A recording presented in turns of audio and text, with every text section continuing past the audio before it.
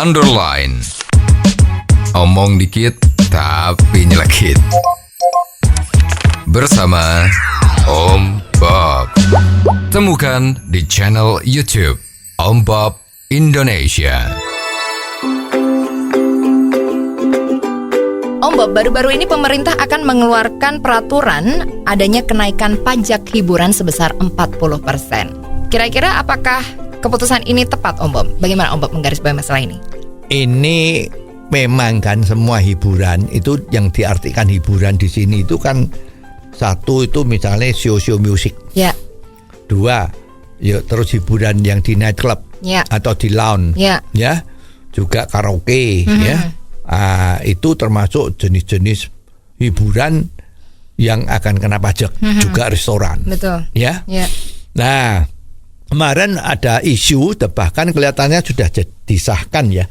Itu bahwa pajak untuk hiburan itu sekarang yang dari yang dulunya itu 25%, 30%, sekarang akan menjadi 40%, bahkan bisa sampai 75%. Ya. Jadi kalau misalnya ada hiburan yang datang tuh artis K-pop misalnya yang demikian ramai, ya, atau kemarin itu ada Coldplay yang tiketnya jutaan, itu pajaknya bisa 75%. Jadi 40 sampai 75%. Ya. Nah, ini banyak yang ngomong, terutama pengusaha-pengusaha restoran dan hiburan kan. Betul. Ini kontraproduktif. Kalau pajaknya sedemikian besar, terus berapa yang bisa diraih sebagai keuntungan untuk yang melakukan bisnis ini? Betul. Ini menjadi big problem. Ya. Dan kebetulan kemarin kan kita lihat itu ya, pengacara kondang kitab Hotman Paris itu juga mengajukan protes ya.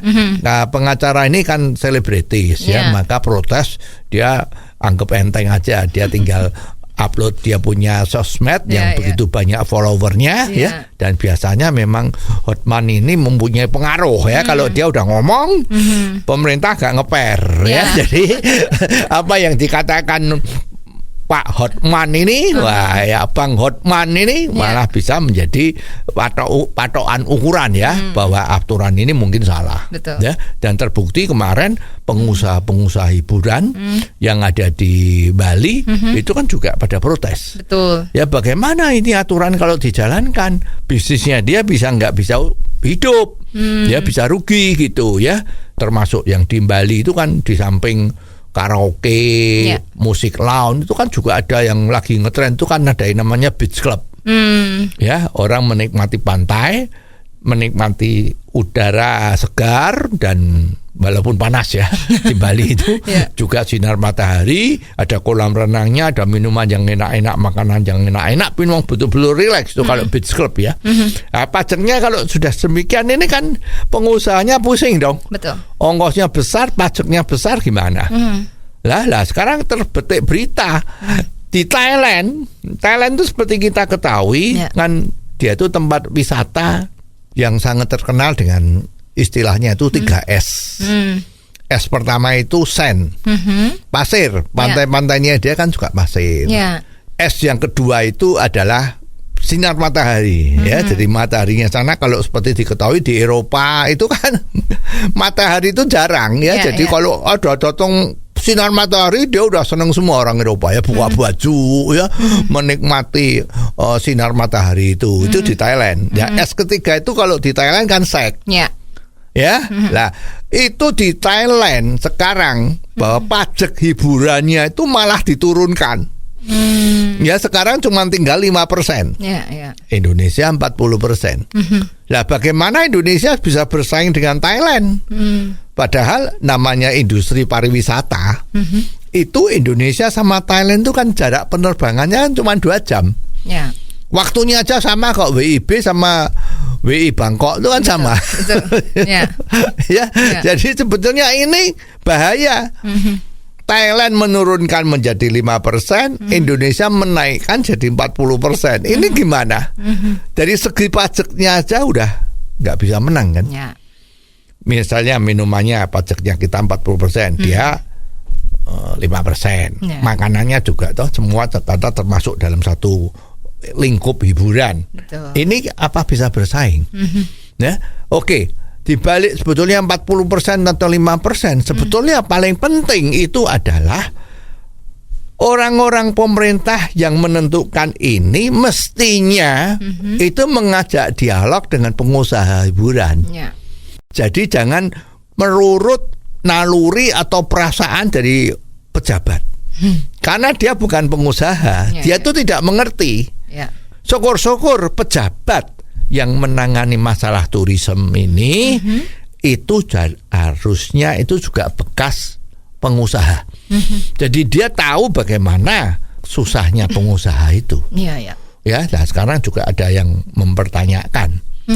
Ini kalau pajaknya terlalu tinggi 40%. Wong sekarang aja pajak restoran yang 11% aja sudah, atau 10% itu ada sudah merasa keberatan kok ya, sehingga banyak sekali pengusaha-pengusaha yang kurang jujur ya.